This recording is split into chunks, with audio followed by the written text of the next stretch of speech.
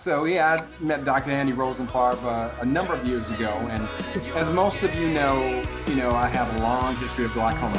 So I've been down multiple pathways and treatments and supplements and all of these different things. And acupuncture has been one of those modalities that I started. Oh wow, probably 12, maybe it's at least 12 years ago, if not longer. Definitely over a decade. Yeah, a long time ago, with a couple of other practitioners in the acupuncture world, and then I came across Dr. Rosenfarb and his clinic in New Jersey, and he certainly is the leader in this realm, being able to integrate acupuncture along with a whole host of other modalities that he'll get into. But this invention of his is the most exciting for me and others, and mainly because some of you may know about alternating current stimulation out of Germany through Dr. Fedorov. And I actually took a trip to Berlin and was over there for 2 weeks doing the RTACS therapy, and did actually notice a difference. The downside was very expensive, spending 2 weeks in Germany with the treatment itself, and obviously flying there and staying at a hotel for 2 weeks, and really needing to do this at least 4 times a year is quite cost prohibitive for the vast majority of us. So when Dr. Rosenfarb came across my desk with this one, I jumped all over it. So I've been using the device for just a few weeks, because he just really just kind of launched this. So excited to have him give his bio and jump into this talk. A lot of those encryptions, curates, and stuff like that. All right, so okay. I will take it. So I'll give a little intro, and then Mike, I'll start a screen share, because I'll do a little. I create a little PowerPoint for you guys. It'll help with the flow a little bit, and it'll help keep me on track. So I have so much information in my head, I could go off on tangents all over the place. So again, I'm Andy Rosenfarb. I have a doctorate in naturopathic medicine, a doctorate in Chinese medicine. I've been practicing since 1997. I started with acupuncture. 2 years out of school, I dove into the specialty of Chinese medical ophthalmology and ophthalmic acupuncture. I'd also, at the time, also around 1998, 99, got very involved in functional medicine. Actually, before it was even called functional medicine back then. There was a guy named Steven Stitler and another guy teaching these courses, and I got very interested in that. A lot of the reason was because I found that it filled a lot of gaps, not only with treatment and understanding pathology, but also as it filled the gaps for Chinese medicine. There was like some language and some understanding, and just some perspectives in treatment diagnostics that I really valued, and that functional medicine dealt with very well, that we kind of missed. Learning to read blood work, functional endocrinology, hormone testing, stuff like that. So I gravitated towards the functional integrative medicine model very, very quickly, specifically focusing on ophthalmology and also brain degenerative issues. I also do a lot of work with sports medicine. I work with a lot of athletes. We do a lot of sports acupuncture rehab as well. My boys are big sports. My oldest is wrestling now at Muhlenberg. So I've been treating wrestlers and football players for quite a long time too. A lot of TBIs, concussions, and stuff like that. But the focus of tonight, what I want to talk to you guys about is ophthalmology. We're going to reference glaucoma, but more specifically, how alternating current stimulation can be used as a home therapy. And I'm going to talk a little bit about the evolution, my clinical practice. I'll give you guys a little bit of the philosophy and science behind what I do and how it works. And then, of course, at the end, if you guys want to drop comments in as we go, I got the chat box open, so I'll keep an eye on that. And if it's something that I want to get into, maybe I'll wait towards the end. But I definitely want to take some time at the end to answer all you guys' questions if you have anything. So, and again, I want to thank you guys for all being here and for bringing me in. speak with you guys and share this really cool information. Absolutely. So let me start my screen share. Thanks, guys. Yep. I did 2 months ago. I did a Zoom like this, and the PowerPoint never came on. I decided to check. All right. So we're going to focus on, again, like vision recovery. That's really what this is about. A lot of conventional medicine talks about the ability to preserve vision, but we've also seen clear evidence of actually vision recovery with these therapies. So again, I'm Andy Rosenfarb. I have been practicing for 25 years. I have a practice in New Jersey. I really I love integrative medicine. A lot of holistic practitioners are like really against conventional medicine, and a lot of conventional medicine practitioners like don't buy into holistic medicine. It's been my experience that combining conventional biomedicine with traditional therapies like acupuncture, Ayurveda, naturopathic and functional medicine, without question gets the best clinical outcomes for patients. And that's really what this is all about. And the good news too is that this area is gaining a lot more research. So in Germany, they've been doing a ton of research. I'm going to show you guys some of those research studies. And it's good to see that level of interest where people are actually starting to do research studies that can actually prove efficacy beyond subjective and objective measurements that we see in clinic. So let me move here. Okay, so I want to talk real quick about something that you guys are probably already aware of, but just to review real quick, is some of the factors that can cause progressive vision loss. Okay, we know there's genetic factors, glaucoma, macular degeneration, certainly things like retinitis pigmentosa, Stargardt, Usher syndrome. These are genetic night blindness conditions. Pretty much any human condition, health, disease process can have some genetic predispositions, any metabolic, neurodegenerative, vascular dysregulation, or degenerative processes. So that's the first thing we do. Patients come in, we always ask about family history. Then, of course, we have trauma, have an accident, injuries, illnesses. For example, like COVID recently is obviously one of the biggest talked about conditions, and we've seen a tremendous uptick in pretty much all areas of ophthalmology in terms of exacerbation of symptoms. I've had patients that have actually had an onset of symptoms post-COVID, post-vaccinations. And we've also seen an enormous uptick of eye strokes and brain strokes in clinic. So some of you guys may have heard of that or been familiar, but we've definitely seen, so basically I've seen on average 2 to 3 eye strokes per year. The past year or two, I'm seeing about 25 to 30. I think I saw about 27, 28 last year, and we're on par for that this year. So it's just worth noticing that a lot of these disease processes can be causative, trigger mutations in gene expression, but and also accelerate already existing conditions or pre-existing conditions. Certainly certain drugs and medications, steroids, chemotherapy, there's a lot of heavy hardcore drugs that can absolutely contribute to progressive diseases or cause an onset. Metabolic imbalances, obviously things like diabetes, hormonal imbalances, certainly things like menopause can accelerate or bring on inflammatory processes that affect the neurovascular system. Epigenetic stress factors, right? That's a whole huge conversation. That's all of the internal stuff and external stuff in our environment, our feelings, our emotions, plus the environmental factors, toxins, radiation, blue light screens like we're on right now. So that's all these non-genetic factors that can influence our genes, our metabolic system, cause gene signaling, so on and so forth. And of course, systemic diseases, right? It's my assertion that the majority of these ophthalmic conditions are rooted in systemic pathology. They're not just eye diseases, right? So you look at the easiest example of that, again, would be something like diabetic retinopathy.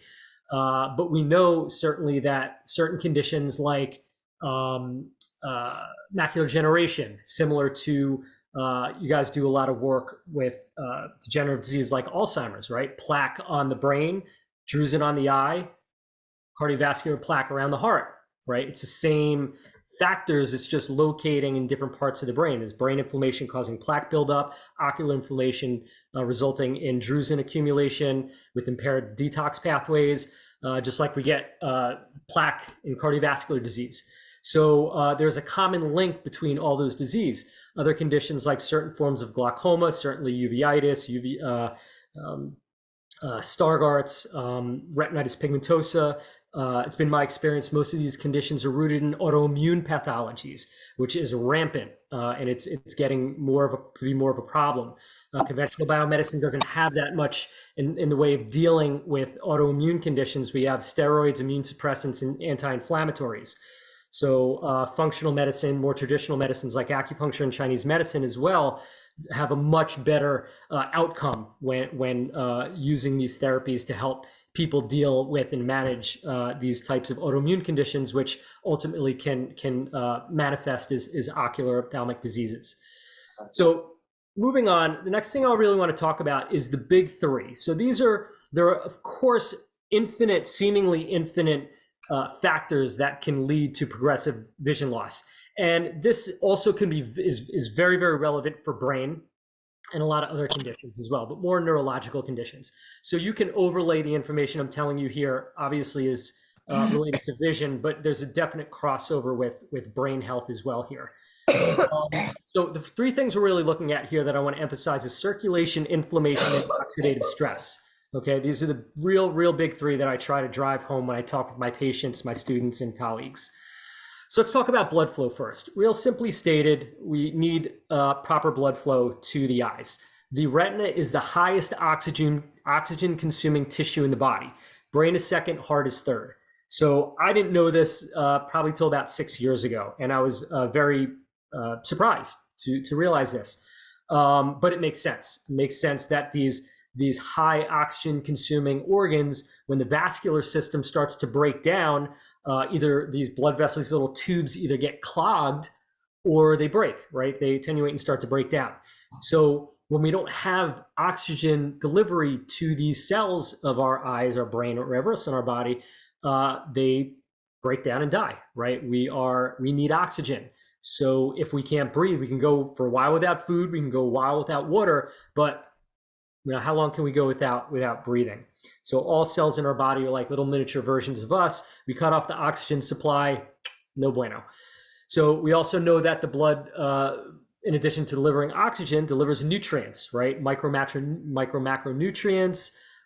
We also know that there is glucose, fructose, all these chemicals and nutrients that are important for our eye function and obviously our brain function as well. We're also removing metabolic waste and carbon dioxide, right? So it's a transport system. So this tubular transport system has to be functioning. And as we age or we have disease or trauma, we know that the vascular system can degenerate, dysregulate, and break down. Again, these tubes have usually one or two problems. They either break down or they get clogged. So we want to make sure that these blood vessels the circulatory system is optimal.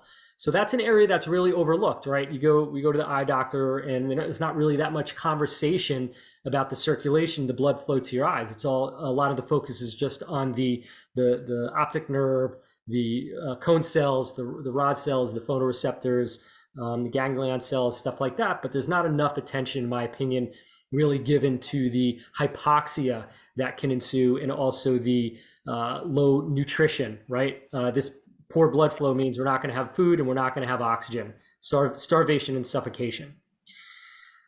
So let's move on to inflammation. Now, inflammation is a big thing, right? Both conventional medicine and traditional medicines are very, very big these days on talking about inflammatory as a cause of disease. Now, we need to be a little bit more sophisticated in that. Yes, inflammation is a big factor, but turmeric is not going to be enough to just help, or anti-inflammatories to get rid of inflammation, be it natural or pharmaceutical. So again, the reason we want to be more sophisticated is to ask, where is the inflammation coming from? And as a functional medical practitioner or somebody who does this type of work, we're really doing a deeper dive investigation in sourcing the inflammation. Again, we were just talking earlier, is it coming from infections, right? Is it coming from autoimmune processes? Perhaps allergies, food allergies, chemical allergies, environmental allergies, right? Our body's reacting to proteins. Either our body's attacking itself, its own structure, or it's attacking foreign proteins that really aren't much of a harm, but our body's hyperreactive, right? Certainly toxicity and heavy metals that can create ongoing inflammatory process if they're not dealt with or managed very well. Of course, mental emotional stress, right? We've all had the experience of being stressed out or aggravated and got a headache or stomach, you get the runs or whatever. Our emotions and our feelings and our mental state definitely affect our health. We get this adrenaline dump and a subsequent cortisol dump, and the catecholamines, those start freaking out, and we have all this cascade of a sympathetic stress response where all these chemicals get dumped into our bloodstream for a fight or flight response, right? We either got to like run away to get out of trouble, or we got to get in there and fight for our lives. That isn't always what's happening. Like, we're not always fighting for our lives or running to save our lives, but somebody cuts us off. Somebody makes an obnoxious post on social media. Our kids or our pets or our families, or maybe there's a stressful patient who's being difficult. So all these triggers can put us into this fight or flight response. And if we're not managing that, we're not exercising, we're not doing breathing, meditation, we're not watching our diet, we're not taking care of ourselves in the way to manage our mental emotional stress, all that can build up and start to break down our body. So it's not only just the stress. I would say it's more the mismanagement of stress, or the lack of attention that's given towards the stress that's impacting us. That can be either acute, we could have a stressful episode that can cause things like a stroke or a heart attack or headache, lower grade stuff like that. But certainly, major stress can have a big impact on our health. And then we can have more things like low-grade stress that really impacts our overall health and can kind of slowly wear our systems down. And you guys know a lot about that as well. Obviously, poor diet, that means not eating enough of the right foods, but also eating too much crap, too much junk food. And also foods that we're allergic to. I'm very, very big on food allergy testing. So the diet, the healthy diet that's good for everybody with granola, yogurt, and soy products, and it may not be, right? Like, I can't do soy. I have a full-blown immunoglobulin reaction to soy, and soy is in like most health products and protein shakes and healthy bars and stuff like that. So what's good or quote unquote healthy may not be. So I often, and almost, I wouldn't say always, but I very often recommend my patients do a food allergy testing, right? Drop $200-300 to run your blood through a cascade of food, proteins, amino acids, to find out if your body's reacting to them. Very, very important, because any inflammatory issue we have is definitely going to be exacerbated. And people are confused. They think that if I have a food allergy, I'm going to be doubled over in pain and have cramps and diarrhea, like I have lactose intolerant. And a lot of you guys know that's not the case. Me have like low-grade brain fog or fatigue or headaches, or almost not even noticeable. So that's a really big thing we look into. Diet is very, very heavy. I'm also a big fan on alkaline diet, reducing the acidity in our body, the blood acidity, keep the digestive tract acidic and the blood alkaline relatively. So certain metabolic issues, of course, medications, dehydration, these are all other factors that certainly can play into it. And look, we just don't drink enough water, right? What do most people do? First thing we wake up in the morning, what? Cup of coffee, right? We've already dehydrated when we're sleeping. So the first thing we do is we grab a cup of coffee, which is what? A diuretic. So it's also an adrenal stimulant. So it'll give you the boost. And I'm absolutely not against coffee. I definitely love coffee very much. I don't do it often at all. But a good espresso, a good cappuccino, it's pretty good. So, but the thing is, if you're going to do coffee, I tell my patients that they should eat first, right? Because it will cause a little dysregulation of glycemic index, right? It'll drop your blood sugar. So hydrate, have a little something to eat, then have some coffee. And then people, always ask, oh, what if I have decaf? Decaf is still 60% caffeinated, and you got a lot more chemicals in there. So I'm all for the good stuff. You can have coffee, have like a quarter cup of the really good stuff, the organic, coffees that are, just healthier coffees that aren't sprayed with chemicals and aren't processed. So hydration is big. Best thing is first thing in the morning to hydrate, have a big glass of water. People have hypertension. We usually recommend they do distilled water because that'll help clear out some of the electrolytes, and ammonia that's stored up in the kidneys, especially the salts that can cause hypertension. So people with low-grade hypertension find that to be, you don't want to do that all day because it could strip your electrolytes, but certainly a lot of patients who have kidney-based hypertension and there's salt, reactive to salt, can benefit from that. So let's move on to our next slide, which is oxidative stress. All right, this is for a lot of people a little bit more complicated, not as clear as inflammation and circulation. So I'll spend a little bit more time talking to you guys about this. Oxidative stress is simply stated, it's accelerated aging. It's basically our body's rusting and aging faster than it should be. These free radicals, which are unpaired electrons, will attack your body and damage the DNA. The DNA, guys, pay attention to that. So DNA cells, tissues, and organs causing oxidative stress. That's the process. That's the effect of free radical hyperactivity. So the reason I want you to emphasize or really draw your attention to the DNA is because free radicals, when they get out of control and we have a state of hyperoxidative stress in the body, that it can go all the way down to the nucleus. And it can I went down there because the door was open. It can change and trigger gene expression and gene mutations. So again, that just be aware of that people who have oxidative stress, that in and of itself, barring everything else, can get all the way down to the DNA and start mutating.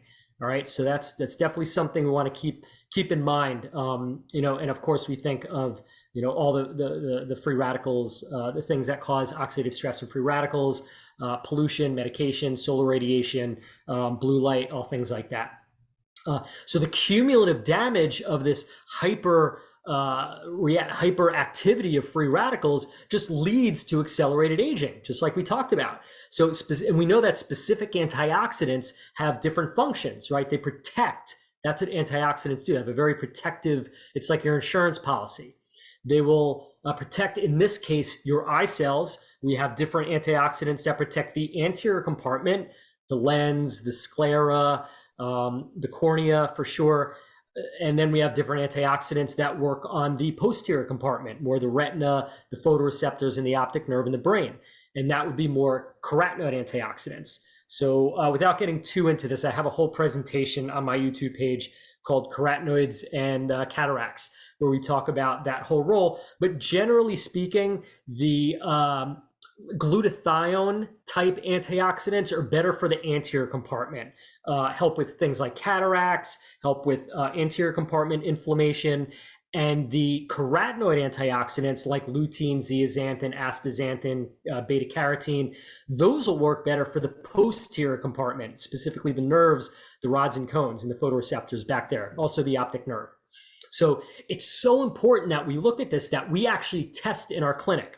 There are there's different tests to check for different antioxidants. We test for glutathione-based antioxidants, and we also test for carotenoid antioxidants, obviously because the focus of my clinical practice is on ophthalmology. So we really look at the carotenoid antioxidants. So we have patients come in, we do what's called an S3 measurement. So again, without getting too into it, we do a dermal measurement because carotenoid antioxidants, what they do is they protect against UV radiation and blue light, right? The two sources of blue light and solar radiation come from the sun and screens, right? So the skin and the eyes are most vulnerable to UV and blue light radiation. So when we take these type of carotenoid antioxidants, they will saturate in the retina and in the skin, and there's research that shows that. And we certainly know that because if people take too much lutein, too much beta carotene, they drink too much carrot juice, what happens? You look like you got a nice tan, you start looking like an Oompa Loompa. started turning a little orange. So, we gauge that and we check that. And one other comment I want to make about that is there's a concern expressed largely in the ophthalmic community that taking too much vitamin A or too much lutein or zeaxanthin can cause liver damage. And I get it. It's a fat-soluble vitamin. A lot of these are seemingly large doses. However, I have tested well over 300 patients over the last 20-some years that have specialized in ophthalmology, and I have not seen one case. And these people are even to the point where you tell some people to take a certain amount and they take like 3 times the amount because they think bigger is better. And they come in and I'm like, you've been away. You look so great. Like, no, haven't, just, so I look at their carotenoid numbers and they're like in their 90,000s. So we just instruct them. But the point being is, I really don't have a concern. If somebody has a history of hepatitis or cirrhosis or some liver damage, yeah, I'll take a little extra concern there. But I looked at that clinically, and we did ALT, AST liver enzymes on hundreds of patients. And these people are taking like 25, 30,000 IU of beta carotene. So really large doses, and I just haven't seen it. So again, I understand the thought process behind it, but the evidence based on my clinical research and looking at blood work on patients, I haven't seen any elevated enzymes or liver disease. So that's just something I wanted to mention to you guys. So again, we do this oxidative stress testing inside our clinic, and it's significant enough where I think it warrants that. And people are excited. It's a metric that they get to actually look at, and they watch improvement when they take supplements and antioxidants. They get to see they were here, now they're there, and things are better, and they know their insurance policy is protecting them nicely. So just real quick, I'll make a note over here to the diagram. So oxidative stress, we've all seen it. We have fruits, vegetables, apples, bananas. You let a piece of fruit or vegetable sit around long enough, the fructose is unstable in fruit and very susceptible to oxidative stress. It starts to turn brown and yellow. You leave it long enough, you're going to have a pile of mush, right? That's the oxidative breakdown of aging, right? We see that happens with anything, it's decomposition. So if you look at a cell, we could call this a retinal cell or a brain cell photoreceptor, we can see that it's normal, healthy under normal circumstances with appropriate or moderate free radical activity, which of course we need to help break down waste and cancer cells in our body. The problem is just when it gets hyperactive and overwhelms the cells of the body. And they start to break down and attack the cells, the free radicals are just overwhelming the body, and ultimately it results in oxidative stress where the cells will start to get sick, injured, and if not regulated, will eventually die. And we know nerve cells, once they're gone, they're gone. So that's that. Let's move on to, I want to talk a little bit about the visual system now. Let's kind of go back into the eyes. Again, this may be a review for a lot of you guys, but obviously this is the neurovisual system, the eye, the optic nerve, the LGN, all the way to the visual cortex. The cool thing about this is when we do acupuncture and laser therapy with our patients, if you look at the back of the visual cortex area, that's a common area that we do acupuncture, not only for ophthalmic conditions, but also brain traumas, TBIs, strokes that affect the vision. So there are specific acupuncture points that correlate to the different visual fields, the lower fields, the peripheral fields, the central vision, and the upper fields. So if we marry that up to the other acupuncture points we do, we really get very specific, hence acupuncture, right? Really accurate. So we get very specific about where we're going to put these locations. And we've seen, functional improvement. So we know for sure that it works. The other thing I wanted to mention about the LGN is there's more research that's showing up and it's been my experience too, that this is a very common area of dysfunction with patients with glaucoma. So although we're working on the optic nerve, we try to do a lot of work too on the LGN because we find that there's a big dysregulation in the relay center between the thalamus and that receives, again, the majority of the sensory input from the retina and the optic nerve, relaying it, of course, to the visual cortex. So it's really cool how we're actually getting more precise and more specific. And this is why I like research too, because the more research we get involved, it's not just like, okay, does this acupuncture help vision? We actually get to see in real time when we put needles in through functional MRIs, we actually get to see these different parts of the brain light up. And I kind of geek out on that stuff. I think it's so cool and so fascinating, especially because I've been doing this for so long. And then I start to marvel at how these people 4,000 years ago knew that a point here, a point in the leg is going to affect the visual cortex without all the modern technology we have. So really, really fascinating for me. And how the heck these guys knew that 4,000 years ago is just amazing to me. So let's move on. So this is when I teach, I spend probably 2 to 3 hours just on this diagram and this explanation. So I'll take a few minutes to explain why this is so important for me. When I first started treating eye patients, we did things, visual field. We did part of our functional analysis, or before and after, was to do vision testing when patients come in. One of those those testing methods were visual field analysis. Earlier on than that, we had doctors do visual fields for patients before we do treatment, and then they'd send us the results of the after. And it got heated sometimes. And it got heated because patients would show improvement. And when I was in acupuncture school, we had anatomy, physiology, and a couple of physicians in the program where we had our conventional biomedical training, and the education there was neurofunction and neurohealth. The health of the nerve was binary, right? It was either dead or alive. Function, no function was based. A functioning nerve cell was alive. A dysfunctional nerve cell was dead. No gray area. It was just black and white. Okay. So for the first 5 to 6 years that I was doing this, we were doing the tests, and I would get called out by physicians, ophthalmologists, even like friendly, not even always like, what are you talking about? Like a friendly call out, like, hey, I don't really understand. I did a visual field test on this patient. These areas are dead. There's no function. Now you're saying that you're doing these treatments and there is improvement? Can't be. The testing either had to be faulty or you're full of it. There's no way we can resurrect dead tissue, dead nerve tissue.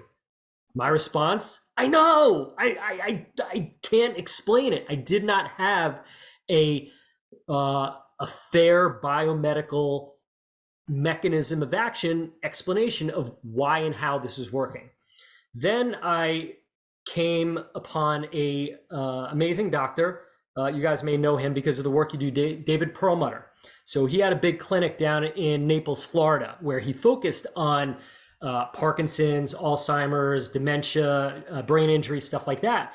So at the time he was working, and I referred a bunch of patients down to him, and he was kind and generous enough to email back and forth with me on a couple of cases.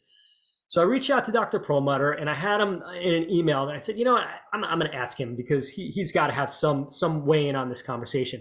So I asked him, I said, Doc, I don't understand it. I'm getting these results. We look at visual field testing and they're showing improvement. How can it be that these dead cells are functioning again? I don't believe, that this is Frankenstein. We're not reincarnating or reanimating dead tissue. Like, what am I missing? Please help a brother out. So he said, do you know about dormant cell theory? Do tell. Do you know about damaged sick, and the recovery of damaged cells, nerve cells, their ability to repair and regenerate? All I was taught was the binary. They're either dead or alive, and that's it.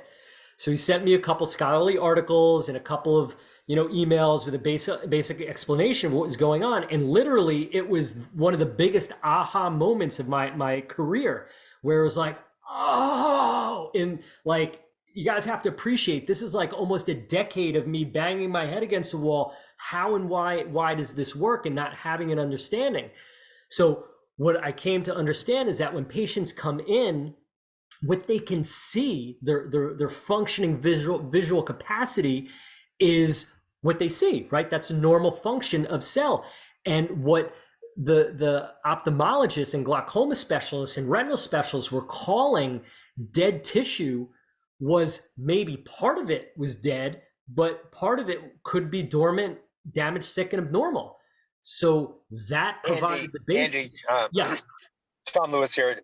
We have a what I call a baby cell expert on our team, and he'll speak at the end, David Harshfield, on exosomes and stem cells. And there was a paper published by Stanford that I always refer to that used lipopolysaccharides to stimulate cranial radiation in the brain. And the paper is simply titled "Inflammatory Blockade Restores Neurogenesis." Wow. And so really, how I interpret that is we do not send babies to war. So as long as there's inflammation, there's war in your body, you relieve the inflammation and stem cells start working again.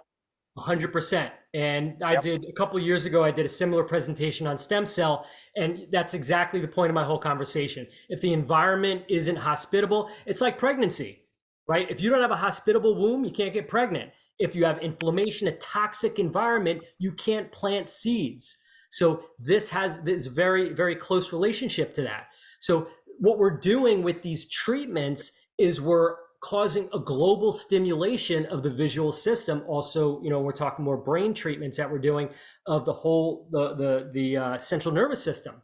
So the dormant cells immediately start to wake up because they're just sleeping, right? We dilate the blood vessels, we wake up, they're in a dormant state. What do you do to something that's sleeping? You wake it up, use a stimulus. Acupuncture, ACS, laser therapy, these are forms of stimulus that can wake up these dormant cells. The damaged, sick, abnormal cells will generally take, in my experience, 8 to 15 months, approximately a year to repair and cover. And we know that's consistent with conventional biomedicine neurology because, you have Andy, stroke. I've got to, I can't help myself. I have to chime in again. But Craig Atwood is a researcher from Australia. What's that name? I think it's Craig Atwood. Okay. He writes some of the most provocative research paper titles. For example, "Living and Dying for Sex." Yeah. That's not why I read him. I read him but in 2004 he predicted the amyloid theory would crash, and then when Dr. Tremp and I published our book in 2012, we predicted that the tau hyperphosphorylation theory would crash. And the reason why it crashes, so first of all, the amyloid is an antimicrobial peptide, so it's an anti-inflammatory peptide. Yeah. But tau shows up in hibernating animals, the hyperphosphorylated tau. So the correlation between exactly what you're saying and hibernating animals is hypoxia. Amazing. So the tau hyperphosphorylated system is an energy conservation system for the brain when it's in a hypoxic state, to keep it in a quasi-dormant or hibernating state and keep them from completely dying. Well said. That is awesome. And that's why we integrate these therapies, and we've started to use more hyperbarics just for that. And absolutely well said. And thank you for that. I appreciate that. So again, this is kind of this a quick on this model. So again, what patients will do is they come in again with this normal vision or with residual what they can see. And then through treatment, we start to wake up the dormant cells. We're dilating the blood vessels, getting more oxygen there, getting more fuel there, regulating the inflammatory processes, getting more food supply so the sick cells can start to nurse their way back to health. And after about a year or so, whatever is not there in terms of visual function, we can assume is fibrosis, scar tissue, dead cells. So that's kind of where we're left. So this whole mystery of like, how on earth can you regain vision is no longer a mystery. We actually are learning more. And for sure, we don't have all the answers, but it's just so exciting that we're getting a lot more insights in terms of understanding how and why this is possible. So the next slide I want to show you is an example of what we just talked about. So again, this neuroregeneration and neuroplasticity is this dead or alive theory. And these are some of the examples of visual fields that I did in clinic. And we have hundreds, if not thousands of these in clinic, where again, this first slide over the left is over here is, macular degeneration, where we had a central scotoma, which was largely dormant cells. And this is after 2 weeks treatment. Here's a retinitis pigmentosa case that virtually had no sight and woke up, right? This last one's a glaucoma case where it actually affected more the the central nerve fibers in the optic nerve. Usually it affects the peripheral, but often we see there's this spotty vision, and sometimes it affects the central vision nerve fibers. So these are the results. Again, for a decade, I was looking at this without an ability to articulate and understand what was actually happening here. So very, very exciting to actually see the evidence and now have a relatively clear understanding of what we're doing and how it works.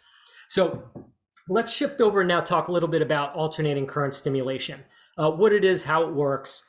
There is a lot of research, which I'm going to show you guys some studies when we get into this a little bit deeper. But there is, if you guys go to Google Scholar or PubMed and Google alternating current stimulation, also transocular stimulation or transorbital stimulation. These are all words that are used for the similar types of treatments. So what it is, it's an electrotherapy. It's frequency specific electric alternating current microcurrent therapies, where we're taking tiny little electro microcurrents that are barely perceivable. We're providing an electrostimulation to the eye and brain's visual system. It's safe, it's effective, and it just really has this vasodilating effect and this waking up effect, this stimulation effect to help arouse these cells out of dormancy. So that's what I like about it. I like that you really can't do any harm with this stuff. I'm going to talk about some of the conditions that we want to proceed with caution with, but there's really not a lot of those cases. When I get towards the end, I'm going to talk about a case that really amazing case that I just finished up with a 10-year-old girl who came in that we exclusively used alternating current stimulation with. She was in for 2 weeks and she just left this past Friday. Amazing, really amazing story. So let's talk a little bit about how does the ACS work? And a lot of this stuff is probably going to be obvious for you guys, but in terms of breaking down, a mechanism of action, we know that the ACS electrodes use specific frequencies to stimulate the visual system, the retina, the optic nerve of the brain. We're dilating the blood vessels, of course, to deal with the hypoxia, to bring more oxygen, glucose, and nutrients to the eye and brain, which allows the nerves to eat, breathe, metabolize, and regenerate. We know that the mitochondria repair and regeneration, that it can't happen without oxygen. So the mitochondrial dysfunction, which is very, very common, and there's a lot of things that can cause mitochondrial dysfunction. One of the big ones is hypoxia. And we know that the mitochondria won't function if there's insufficient oxygen, insufficient blood flow, vascular swelling, where the blood vessels are in a constricted state and we're not getting proper oxygenation to the cells. We also know that the stimulation, of course, being a stimulus, will wake up the dormant cells, as previously discussed. The neuroplasticity improves as we activate the neurocoherence in the brain's residual visual capacity, or whatever's remaining there. So we optimize whatever's left, even if there is some level of nerve death and lack of neurological capacity in terms of the photoreceptors. It also guides the stem cells and growth factors to the eyes for repair and regeneration. By doing, we know stem cells in children are for growth and development, and for adults, repair and regeneration generally is a lot more function to that, but that's generally what we're talking about. So stem cells will migrate towards areas of injury, even micro trauma. That's why acupuncture is so effective for helping to migrate stem cells to specific areas, whether it's eyes, brain, broken bones, strain, a dislocated knee or something like that. Acupuncture is very, very effective because when you put a needle in, that's a micro trauma. The body responds by sending stem cells and other as well. Of course, we know that repairing the vascular system, we talked about the importance of that. So we're really working on to repair the blood vessels. Also, supplements, diet, nutrition is going to play into that as well. We also know that, so specifically with brain and eye conditions, when we do acupuncture, we want to activate with these specific central nervous system conditions a parasympathetic response. Now, what that means is patients are generally dropping into an alpha theta state of brainwave activity. With conditions like pain, you got a neck pain, you got a back pain, you got allergies, some of those non-neurological conditions, you don't necessarily need to drop into that parasympathetic relaxed state. it's been my experience that patients who do get more relaxed, simply stated, they want to nap a little bit more during the day. They feel like I need a couple of hours of sleep. They feel, I'm kind of dragging, I'm a little tired. That is shifting the body out of sympathetic into parasympathetic, which is the rest and digest, where we heal. For these brain and eye conditions, it's again been my experience that when patients do enter this twilight zone, this Zen state, more of a meditative state of alpha theta brainwave activity, the results are just that much better.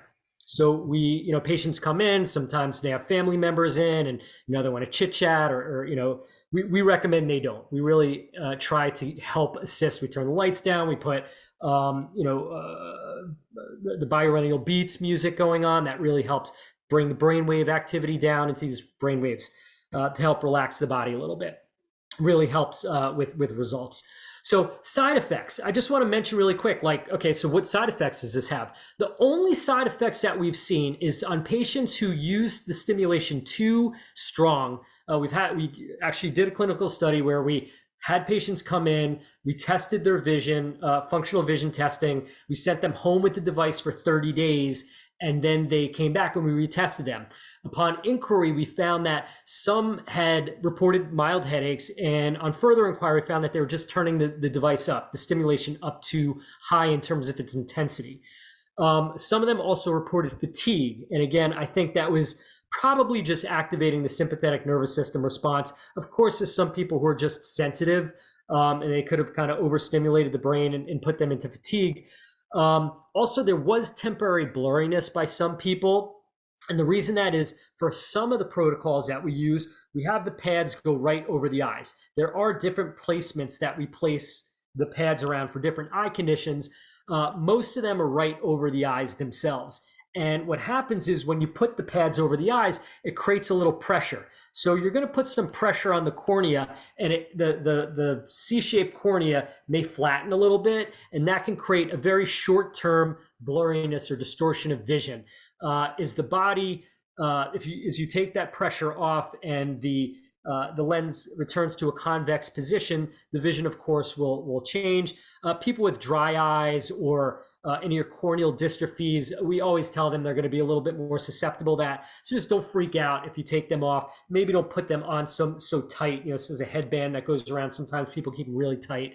So sometimes the blurriness is like 2 to 3 minutes, but some people with very dry eyes or even corneal issues, we found, or people have had LASIK surgery, for example, we found that there's a little bit more rigidity to the cornea. So again, it may take a little bit more time for those to get back into shape.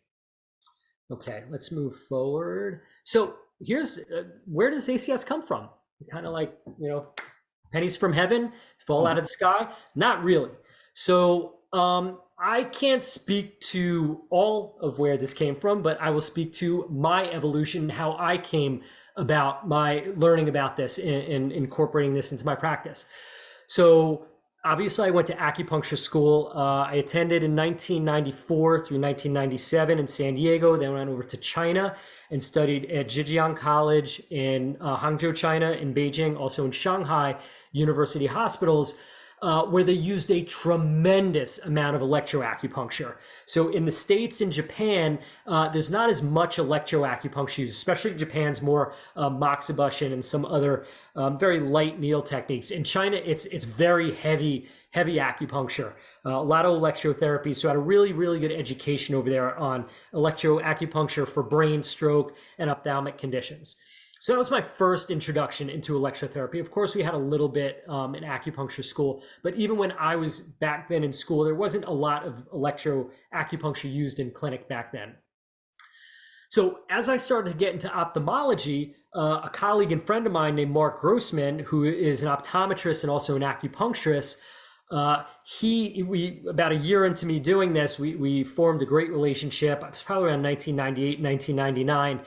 And he introduced me to microcurrent stimulation, which, as some of you guys may be aware of, was introduced by Grace Halloran, who is one of the founding members of the Foundation Fighting Blindness. Now, Grace had retinal issues, and she used TENS unit to try to heal her eyes, and she played with frequencies. And lo and behold, she found that it helped a little bit. So there wasn't a lot of research, but people started playing around with that. So that was in the early 80s. Now, from that, a gentleman named Joel Rossin, who unfortunately passed away about 10 or 15 years ago, had created what's called frequency-specific microcurrent stimulation. He created a company called MicroStim Technologies, and he created the MCS 100 ILE that came out in the early 90s, and that's up until now what's been being used. There are a couple of other microcurrent devices. Dr. Kondrat has his device, frequency specific. There's Jerry Tennant. He has some. There's a couple of little other microcurrent devices that came out. But so that was it for the last 30 to 40 years. Everybody was using the same frequency of microcurrent, kind of tweaked in a little different way, but it was pretty much the same. Results in my experience were a little overstated. In some of the studies, I said it was 70–80%. I in clinic found it was about 50%. So my patients were getting about 50% results. It was okay, not enough for me to recommend for everybody. My criterion clinic to be a strong recommendation is I like to see 70% efficacy.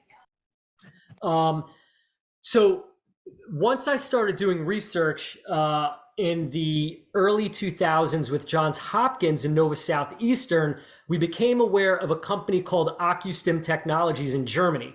Now, what they were doing was something called transcorneal electrotherapy. And I'm going to show you guys a picture of what this looks like in a second, called TES, right? Transcorneal electrotherapy. So what this was a silver cord that was draped across the eyes, and what they basically used for an ERG, electroretinograph, to deliver a stimulation through the cornea to the eye. Now, the problem with this, we did this in our research study with Hopkins, and I also did this in clinic. It was kind of tough to get this going for a lot of reasons. The way we put it on, the way people's heads were shaped, we couldn't always get the stickies on, and we couldn't always get the silver thread to drape across the eye. We also had patients who had dry eye. So if the thread dropped to somebody's eyelid, it would give them a shock. And people didn't like it because it felt like they had a huge eyelash in their eye.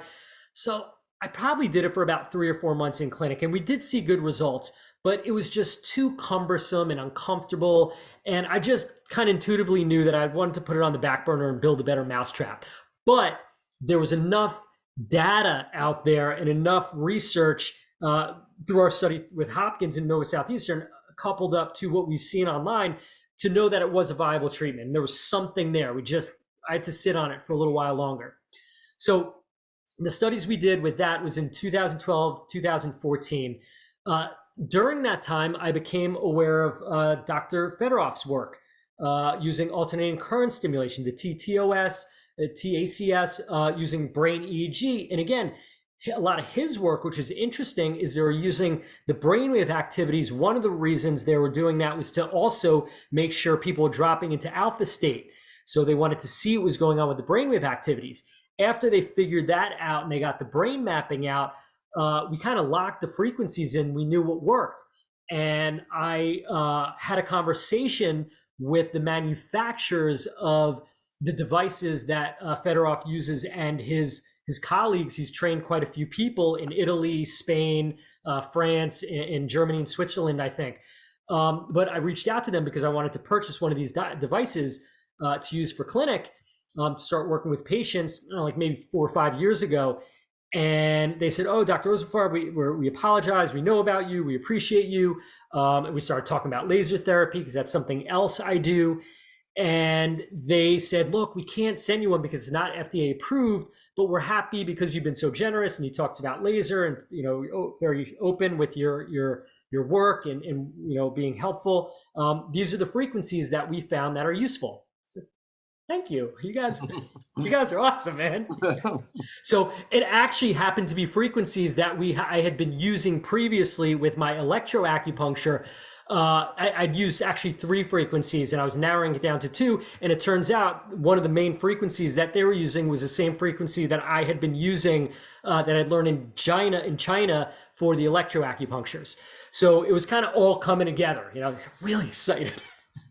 So then I decided to do that clinical research study on the ACS.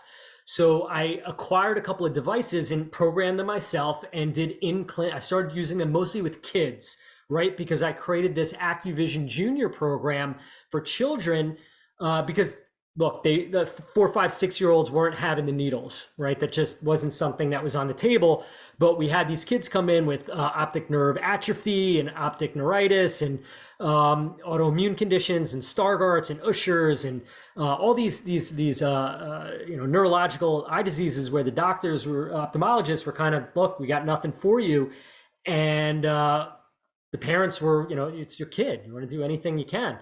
So we started using this on children first, and we had such good results that we started using it on adults and incorporating it in their treatments. And then I got to the point where I was intent on creating this as a home therapy. Then COVID hit, and I started getting panic emails and messages and calls from patients who couldn't get to me because of travel restrictions. They couldn't get their treatments. They didn't know what to do. They were stuck in panic, and their vision was getting worse, right? We talked a little bit earlier about a lot of those cases, visions were actually declining because they had COVID, or some had reacted to the vaccines and they had seen a noticeable decline in their vision. They didn't know what to do. They were panicking. They couldn't get to me. So I kind of put the pedal to the metal when it was coming to get this. Unfortunately, a lot of our distributors, the supply chain issues, we couldn't get the manufacturing. So it took us about 2 years, which should have taken about 6 months to get this project done. But we finally did it. May of this past year, we finally got our ACS units. Before that, a year ago, we did this study where we got about 36 patients and non-patients, patients who had acupuncture and had previous treatment with either acupuncture or microcurrent, and I wanted a fresh new group who never had treatment. So we basically gave everybody's units. We said, get tested, go home, use them for 30 days. Let us know how you do with the functionality of the units. Give us feedback on that. And also let us know, let's see what kind of results you got. So lo and behold, we had like over 90% of our patients had a measurable results, including patients that I was currently working with, that I've been working with for like a decade. They had some breakthroughs. So it was very, very exciting for me.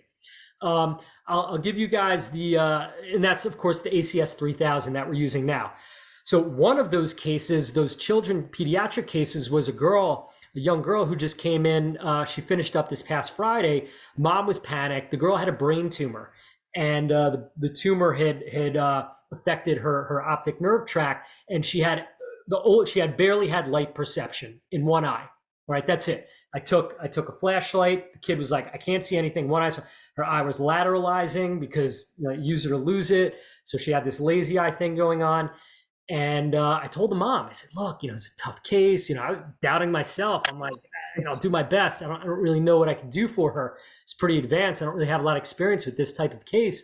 But if you're willing to go for it, I'm happy to do what I can to help her out. So they came out. The girl was great. She was 10. She actually took needles. But most of the treatment was really focused on the alternating current stimulation. And long and short, after two weeks of treatment, 20 ACS treatments, that bad eye was reading 20/32. Wow. And her visual fields were like not great, but coming back. And that was one of my like, holy schmoly crowley, like, my jaw was dropped. The mom was like bawling. The kid was like, I could see her eye actually came back to center, and they were tracking. So that was one of the cases. Last year, I had a similar case with an 11-year-old girl. I treat a lot of Amish patients. A lot of these genetic conditions stay in the family, and they're kind of, have a lot of kids and stuff like that. So I have a very, very large population of Amish patients that I see. And this one case was another ACS case that came in. She came in and she was on Braille. So this is a young girl, she's 11, 12 years old. Real, like her eyes were kind of bugging out, and I was like, she's pretty advanced. I don't really know what I can do, but the parents were very sweet and optimistic, and just please, whatever you can do to try to help my daughter. So of course I gave it. So this was last August, a year ago. So about a year and 2 months ago. So that September, a year ago, I get a call from the mother that the girl was off Braille and actually reading large fonts. So that was another one of like Wow. I didn't even believe myself.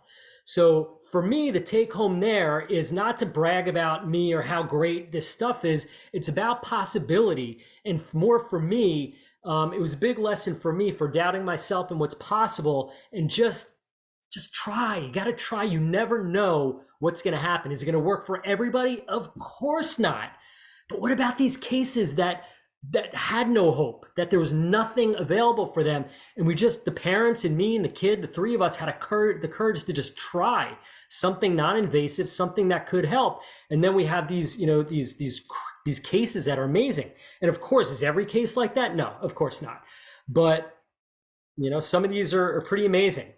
So again, this is just a quick of the study that we did. This is the poster presentation that we did with Johns Hopkins University, Nova Southeastern. This was the transcorneal, the electro-acupuncture study that we did. That's all available. The Johns Hopkins study was initially the woman who got the grant moved over to Nova Southeastern. That's why the study was transferred to down there. So I just wanted to throw this out there. You guys can take your time at your leisure. If you're online looking for peer-reviewed research on alternating current stimulation, most of what's out there is on glaucoma, eye stroke, some brain stroke, retinitis pigmentosa, and optic neuropathies. Optic nerve atrophy is one of the biggest ones I see. Idiopathic optic nerve atrophy. I have no idea what's going on. And, we do, even if we don't know, often it's autoimmune or vascular dysregulation. Again, using combinations of acupuncture, ACS, alternating current stimulation, and hyperbaric oxygen, plus supplements and nutrition and all this other stuff, taking this holistic perspective really is the best thing that's available to these patients, in my opinion. So let me show you guys a little visual here of actually what my evolution of this ACS was about. So if you see all the way to the upper left, this is a image of the study that we did at Johns Hopkins. This is actual, when I was training one of the practitioners there to do the protocols, this is where it all got started. So the second image over here was the OcuStim technologies. These are the glasses that OcuStim created with the threads that go across, all right? And then the third, the older gentleman with the diodes above and down, this is the earlier stage of alternating current stimulation where electrotherapies were placed on. This is an acupuncture point called bladder 2, and the lower one is an acupuncture point called stomach 1. Okay. Then if you move over to the right, you see the hazel bluish over here. That is TES, trans-electrocorneal therapy, that I was telling you guys, where the wire, the silver wire, drapes across the eye.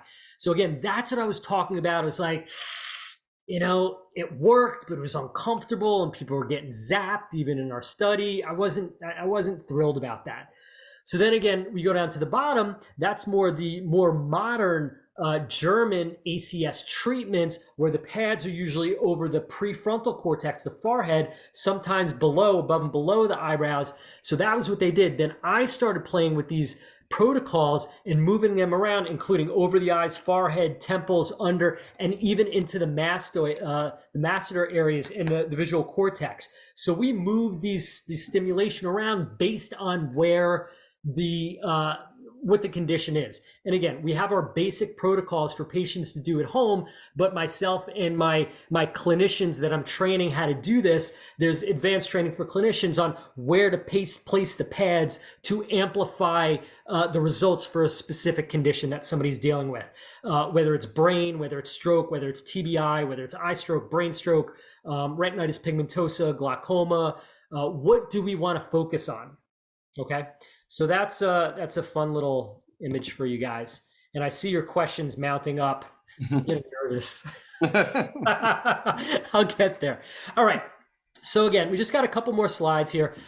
This is again just how it relates to acupuncture from a Chinese medical perspective. Ophthalmic acupuncture, the ACS unit is stimulating all the acupuncture points that surround the eyes, more of an energy medicine type of thing. Again, acupuncture points are neurovascular junctions where the blood vessels cross the nerves, and they're just high energy areas where the body reacts. When we acupuncture these points, again, these points are local. We're getting a local blood flow to the area to help repair and regenerate. The distal points, hands, feet around the body, will send signals to the brain to dilate the blood vessels around the eye, stimulate the optic nerve and the visual cortex. And before a decade and a half ago, this was all theory, but again, we've actually seen this in real time through functional MRI, which in my opinion is super cool. Let's move on to, so using frequency for home and clinical use, right? So again, it was just I developed it in 2019. We tweaked the frequencies and the pad locations and create a home use, right? As we were talking about earlier, excuse me, this accessibility and affordability, it was a huge factor. So affordability was big, and then COVID hit. And even access, people couldn't get to me, they couldn't get to their acupuncturist, doctor's offices were shut down, clinics were shut down, people were stuck and losing their vision.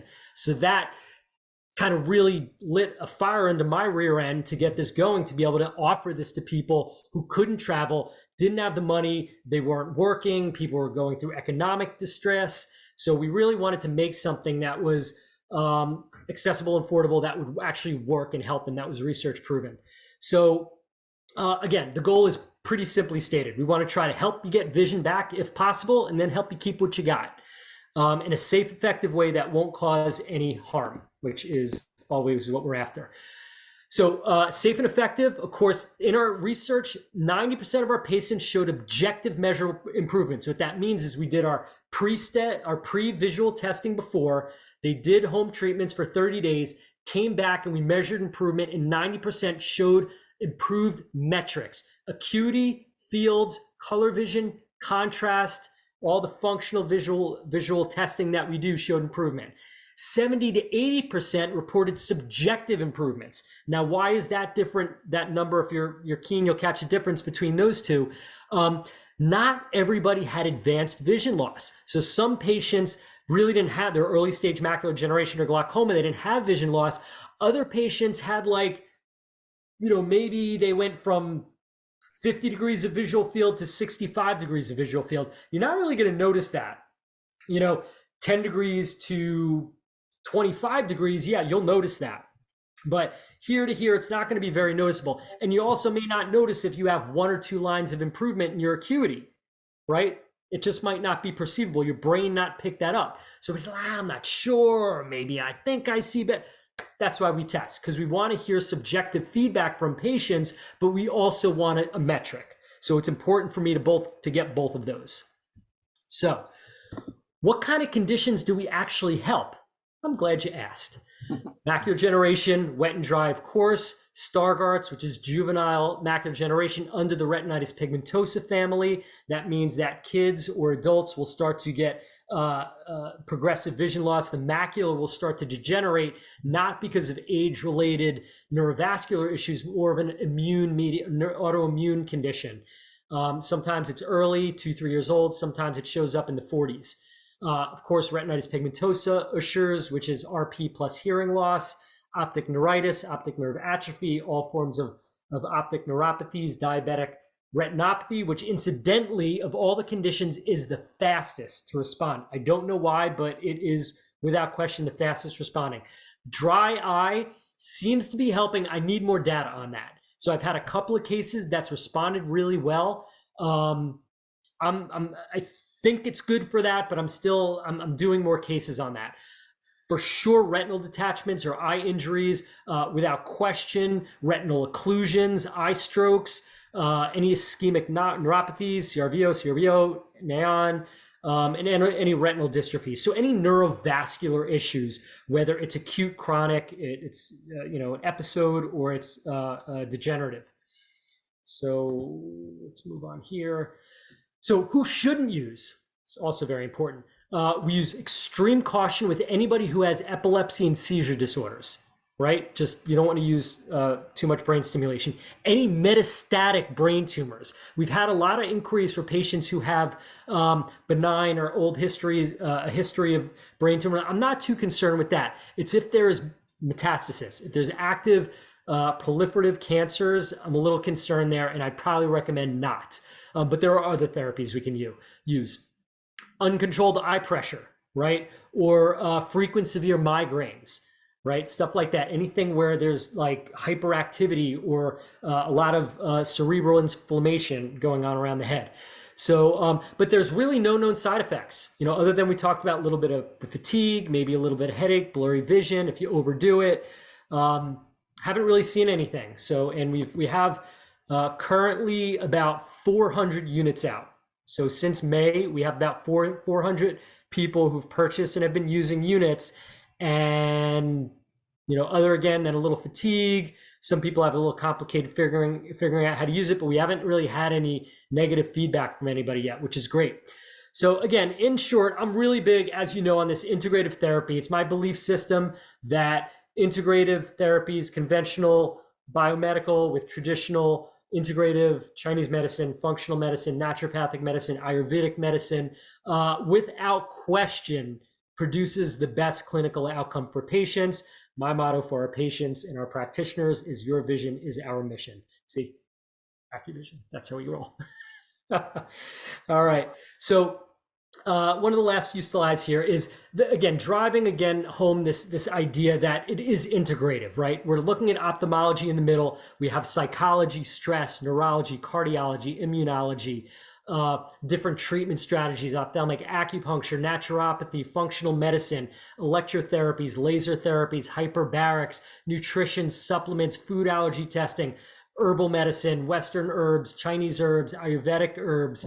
So it's not this quest for the magic bullet, that one thing, that one gene therapy, that one stem cell, that one drug, that one surgery that's going to cure everybody, is a ghost, in my opinion, for these conditions. That's not for everything, but for this condition, you're chasing a ghost. It's not one thing that caused it, and it's not one thing that's going to fix it. Maybe we get to a point where biotechnology, implanting chips in the brain, artificial retina, maybe gene therapy, perhaps, of course. But I'm talking about where we are now, September 27th, 2022. This is where we're at now.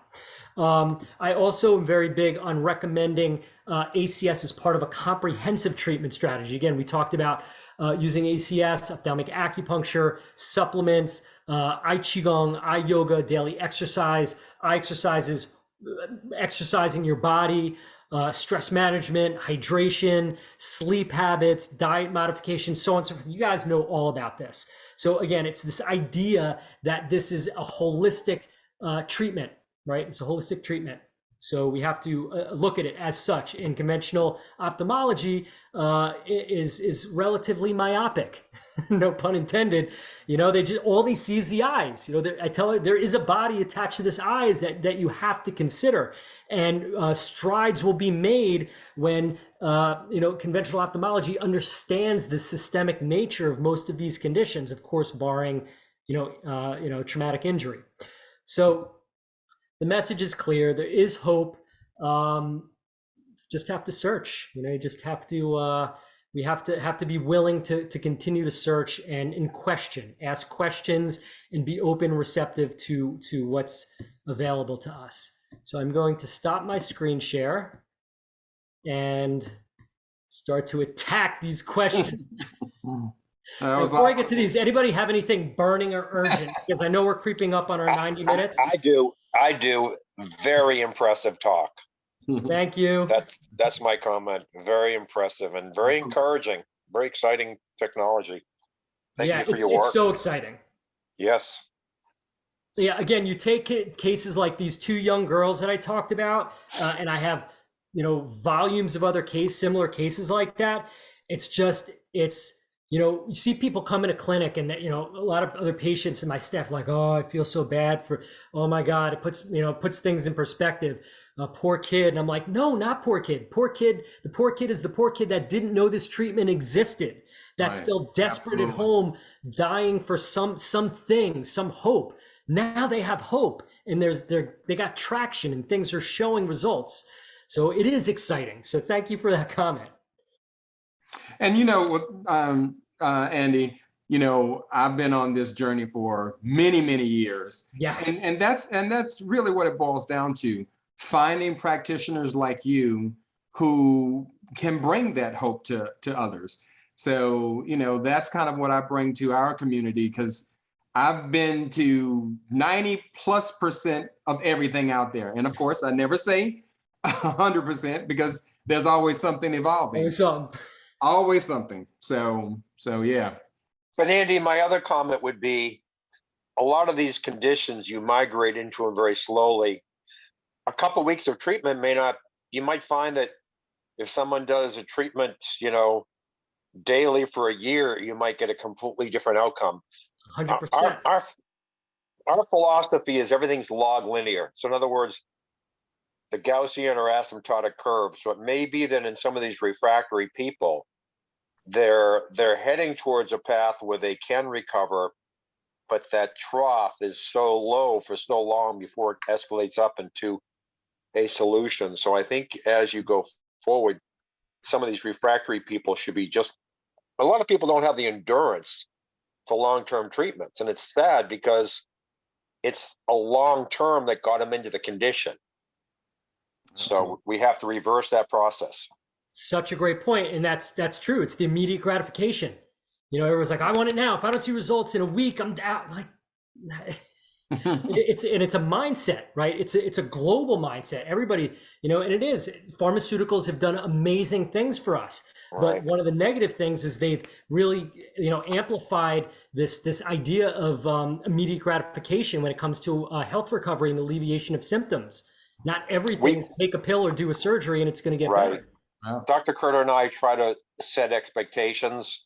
He says for brain health, it's 2 years. What I say is, however many years it took you to get into that condition, that's how many months at a minimum it's going to take you to get out of it. So good. And agree.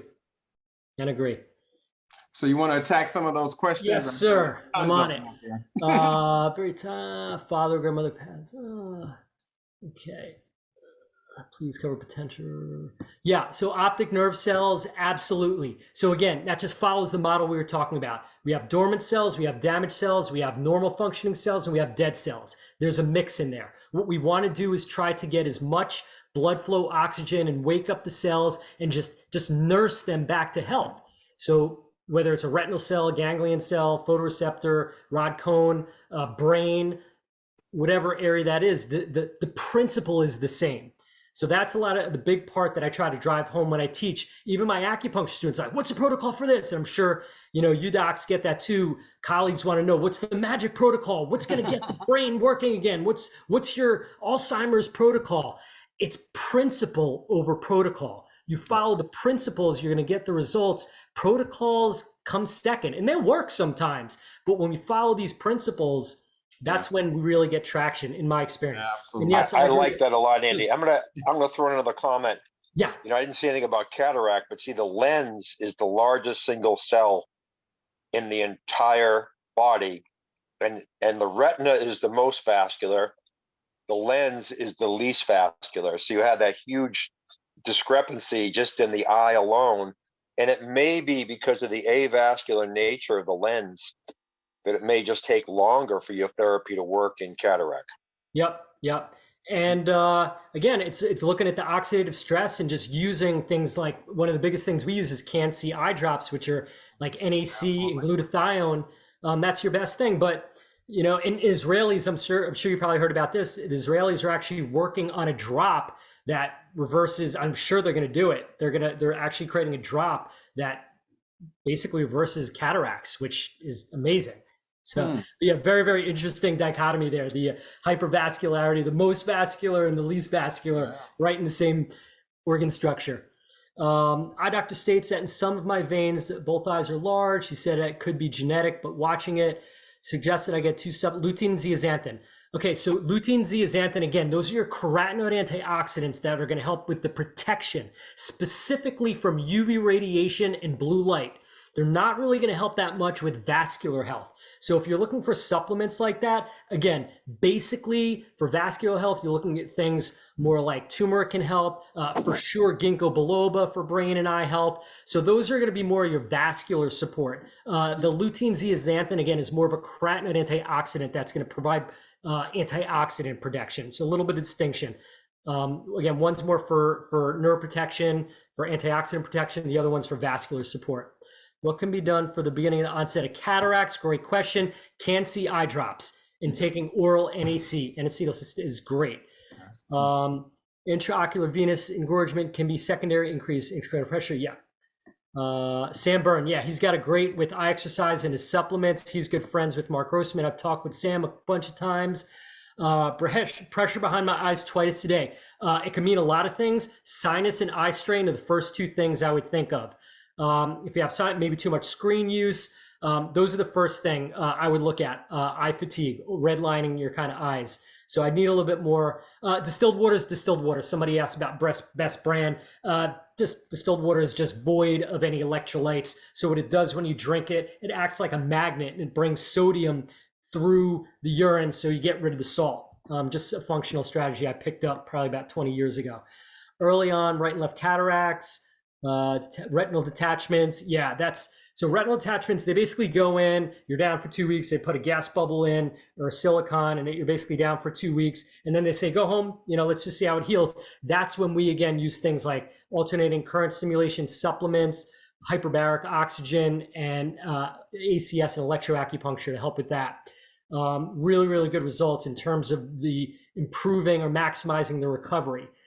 Retinal detachments, again, any predisposing conditions like trauma, dehydration. The majority of retinal detachments are, if not trauma, it's a dehydration of the retina. So we can look at that. We could look at blood markers. We could look at functional markers. How do we measure one's oxidative stress levels? We talked about the S3. This is a dermal thing that we touch that reads your carotenoid antioxidants. We do urine tests for the glutathione-based antioxidants. What causes gray rings around the outside of the pupils? Usually toxicity. I am not very well versed in iridology, but I think what I believe to my recollection is it's toxicity, usually lymphatic congestion, but don't quote me on that. Danger of hyperbaric treatment. Yes, a couple of things. One is, again, I usually don't put people in there who have seizure issues. People who have major congestions or eardrum issues. Some people are very sensitive. So if they have a sinus infection or chronic ear infections, I'm cautious with that because, again, think if you dive underwater, if you have a problem flying, clearing your ears, usually it's a no-go. People like, I can't dive underwater more than 2 or 3 feet, kills my ears. Or if I fly in a plane, I can't take it, it kills my ears. So those are usually the cases that are no-go for that. High cholesterol, yeah, can cause rings for sure. Again, more like toxicity. Vascular swelling, so the VEGF, I'm not sure what the question is there. I believe that the VEGF is, yes, you're having vascular endothelial growth factor, and that's what leads to wet macular degeneration or angiogenesis. And basically, when people have things like wet macular degeneration or diabetic retinopathy, there's hypoxia. So the body, in its amazing wisdom and functionality, will grow new blood vessels to feed and oxygenate the retina, because there's a whole new conversation. But basically, the eyes are needed for survival as the way we are wired for people, but our brains haven't caught up with that yet. People with current history of eye conditions, is the eye specialty and acupuncture other considered provider to find? Yeah, reach out to me. I have some students trained around the world. You can reach out to me if you're looking for somebody in your area. Guys be used in more than one person? Yeah. I have absolutely more than one person in the family. We have, like, again, Amish patients. We have patients who are, husband and wife. One has glaucoma, the other has macular degeneration or retinal tear. They'll use that. What effect on floaters? Yes, we'll definitely help with floaters. Watch hydration, omega-3 fish oils, and most important is hyaluronic acid. Very, very good for floaters. Zinc too, because that helps chew up the floaters, the material that's built up there. Eye floaters, anyone work for vision loss, temporal. So then temporal arthritis is usually more of an autoimmune condition. It can work, but I need to do supplements and get a little bit deeper on that. So I would not recommend ACS exclusively without doing anything else for temporal arthritis, because there's definitely underlying factors that are pro-inflammatory, metabolic, and or autoimmune in there. How does the unit compare to Dr. Kondratz? Kondratz is microcurrents therapy.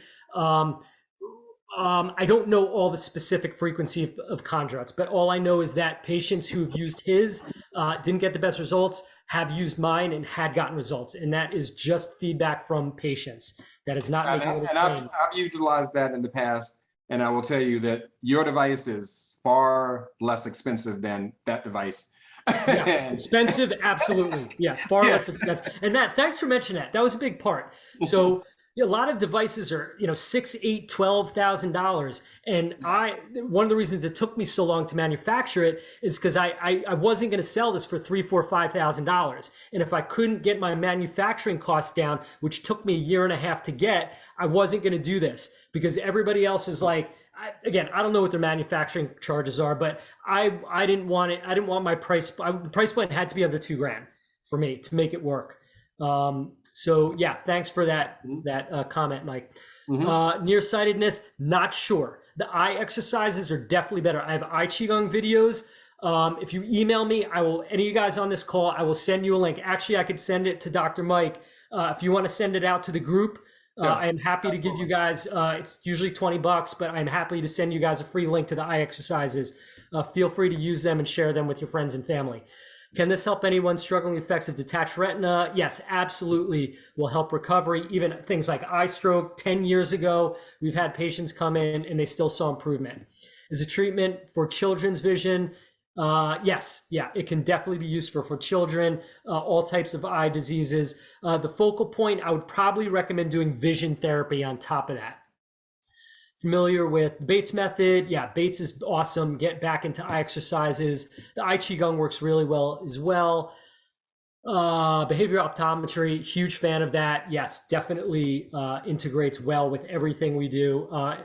Always looking for more behavioral ophthalmologists and optometrists and vision specialists to refer out to. So if you are one or know of a good one, please send their information my way or reach out to me. Red light therapy. I haven't had the best results with red light therapy, but we do use low-level laser therapy. I haven't put a lot of work into that, so I'm just not qualified to comment extensively on it. But on a short, I have used it a little bit. I, in clinic, use low-level laser therapy, low-level laser acupuncture, and on the visual cortex. I find that to be very effective. Sunrise every morning, helpful to hear the vision. Yes, for the soul too, right? Gotta love your sunrises. Use special pair of goggles. Not sure of goggles brand. Would you describe your work with some of professional athletes? So with more of the professional athletes, it's usually around acuity. If there's been an injury, TBIs. So it's more like stroke. Most of my professional athletes have been sports medicine and brain TBI issues. Boxers, MMA fighters, football, wrestlers. My son is a wrestler at Muhlenberg, so I've been treating wrestlers forever. BJJ guys, I do Brazilian Jiu-Jitsu, so I treat a lot of those guys. Floaters, again, we talked about that. Hyaluronic acid. Is there a link to the order as well as order? Okay, great, awesome. Thank you, everyone. Thank you. Corneal issues. Not sure about corneal issues. Again, corneal dystrophies. More supplements, the CAN-C, still in a holding pattern of that. I'm not ready to make any claims or certainty if we can help cornea. I believe it probably will, but again, we're talking about the lack of vascularity, and obviously, which is why, corneal replacements is such an effective surgery. You don't get any infections in there. Kubrick spindle, awesome. I'm a huge fan of that. Definitely great as a part of your treatment. If cataract surgery had already still a lower what if cataract surgery had already still need to lower the pressure? All right, so I'm assuming what that means is you had cataract surgery, maybe the angle closed a little bit, still have high pressure. Yeah, there's a lot we could do with that. It could be mechanical, it could be structural, it could be inflammatory, could be the placement of the lens. There's a lot on that. Moving right along, almost done. Real cod liver oil, absolutely. Cod liver oil is my favorite oil because it's high in vitamin A and vitamin D. So if you're tolerant of fish oils, definitely cod liver oil is my fave. Astigmatism, farsighted. Yes, I used to have astigmatism. That was one of my first experiences. If you read in my book, I got rid of my own astigmatism just using regular acupuncture. So that was pretty wild. I went to my eye doctor and he's like, huh, I don't have astigmatism anymore. What's astigmatism? This is before I knew. Before I know, I was just needling. I was in acupuncture school. I was just doing needling points. He's like, wow, you know, your astigmatism is gone. My contact info is Dr. Rosenfarb at AccuvisionAcupuncture.com, or you can go to my website at AccuvisionAcupuncture.com. If you're on Facebook, you can DM me. I have a great YouTube page with patient education on different conditions. I have my own CBD line. I'm a big advocate of using CBD in cannabis for in a medical way. I'm certified in medical cannabis, so I got a lot of stuff.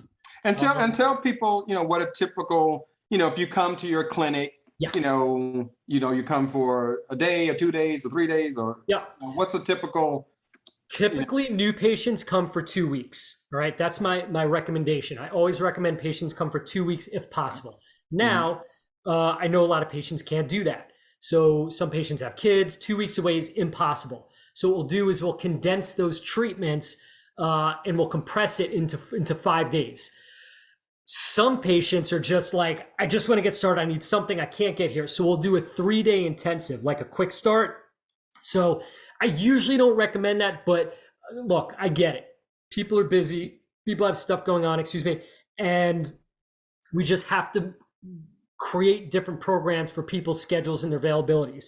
So to answer your question is, most patients come for 2 weeks. They'll get 2 treatments a day, 5 days a week, Monday through Friday. We integrate acupuncture, electro-acupuncture, hyperbaric, supplements, ACS, laser therapy, Qigong. We kind of throw the kitchen sink at it. But inside that, there is also that specificity based on what your specific condition is, which is where we go into the Chinese medicine and functional medicine side of it, which is why people fill out like a book of paperwork before they come to the clinicians. I'm sure it's the same for a lot of you guys. So that's pretty much what it looks. We do testing before we start in clinic. We welcome patients to do their own testing as well if they want to. We do OCT, we do eye pressure, we do perimetry, we do acuity, color vision, contrast, a whole host of structural and vision. The only thing I don't do is I don't dilate the eyes, and I don't do slit lamp evaluations where we're looking for cataracts, because in New Jersey, we're not allowed to use pharmaceuticals, so therefore I can't dilate the eyes, and I can't do a contact tonometry, so we do puff tonometry. Very good. So, and then, everybody's different. Some people come back in 2-3 months because it's a fierce situation. And I got patients who come back once a year or every other year. The more they do at home, I tell them, the more you do at home, the less I have to see you. You don't want to do so much, I have to do more. So the level of investment in time and energy that a patient is willing to do, which I'm sure is the same for a lot of you guys, the less work I have to do. And just to let everybody know out there, because I did acupuncture with other practitioners, including Dr. Andy, for probably 5 or 6 years. And yes, I would go there, a week at a time, sometimes a week a month, for many, many months. So, but it was very, very effective. So, but like Andy was saying, yeah, it is an investment of time and money, but definitely worth it. Absolutely. Well, and again, even if you're talking about, let's talk about glaucoma for a second. Like conventional biomedicine, all they have is eye pressure. Right. They do drugs and surgery. That is it. There's no focus on the health, integrity, and function of the optic nerve. Say, great. If you're going to do meds, if you're going to do surgery, work on the pressure. I'll work on everything else. Let me work on the optic nerve. Let me work on the inflammation, the oxidative stress, the underlying metabolic factors or hormonal imbalances that are contributing to that. I will take that on and deal with that. So it's the synergy that really, again, I keep harping on this, but it's that integrative model that produces the best outcomes for patients. Absolutely. Beautiful, beautiful. Okay. Well, Dr. Harshfield, do you want to land the last words? No, is he still there? I will make this short. We're a little long tonight. Andy, thank you. That was excellent. Just a couple of comments is that the 30,000-foot view often of the talks, because we get pretty deep, and just to back out, just to remind everyone, as Dr. Lewis and Dr. Carter teach, the eyeball is the front porch of the brain. So whatever's going on there, it's going on back there. And to remind ourselves about, someone had some dilated veins in the eyeball, that's increased intracranial pressure. And there are things that we need to look at, we can fix to change all that. And then the last thing is that a lot of the therapies, we talked yesterday at noon about C60 and how for hair growth, there was a patient or two that had UC60, noticed for about a year their hair growth was great, and then suddenly it stopped. And what happens with some of these therapies is we run out of stem cells. In other words, the mitochondria no longer are oblong and fused, they start to fragment. And so we're using stem cell therapies, and I'll just mention a couple and then I'll let you guys go. Regenerize is produced out of Tampa, Florida. It's by a gentleman, C. Randall Harrell. Dr. Harrell has had these eye drops. Amniotic fluid is where they came from. Some of the very first applications of perinatal tissue were these eye drops. So it's a really simple way to add stemminess to what you're doing. And then the other thing is we have folks that are doing injection into the retina with mesenchymal stem cells and some amniotic type, just when you need to restore stem cells. Because again, sometimes our therapies like C60 may deplete our stem cell line, and we can add those as needed. But Andrew, thank you. That was excellent. Appreciate that. Thanks. Great, great, great. Love that. Thank you for adding that. It was really awesome. Absolutely. All right. Well, for everyone's benefit, we did record this, and as soon as Dr. Lewis can get to it, we will we'll download it, give it to him, and he'll make it available. And also, I sent out a link to also purchase the ACS. And I don't know if it came through, but were you guys able to put that in the chat? Yes, it's posted twice in the chat, but I'll put it up again since we mentioned it. I'll just copy and paste it again. Here we go. Here it comes. There it is. We looked at it. Beautiful, beautiful. Oh, did it make it through? Maybe it didn't. Hang on a second.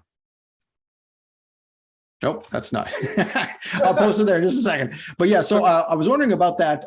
There's a code to use called Dr. Carter. Now, is there a dot between Dr. and Carter or not? I think it's just Dr. Carter. Dr. Carter. Okay, hang on. Let me try that again. We'll post it in here.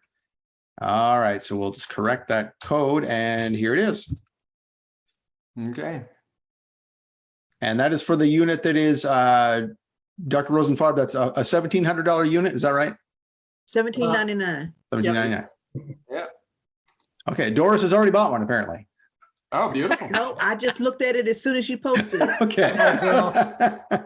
Well, it's a great, again, you know, I know this is a long call, but I tell you, there are a lot of people interested in this, but, you know, my treatment over in Berlin was just the treatment now, $8,000. Oh my God. Just the treatment. So, and I stayed there for 2 weeks. So that did not include my hotel. That did not include my flight over there. So just, and you would need to do that 4 times a year. So just add all that up. So what Dr. Rosenfarb has put together is spectacular. It's a miracle. Yeah. Thank you. Yep. All right. Needed. You know, miracles come out of what people need. There you go. Absolutely. All right. Thanks, everyone. Thank you for your time and attention. And again, this will be available as soon as we can get it up there for you.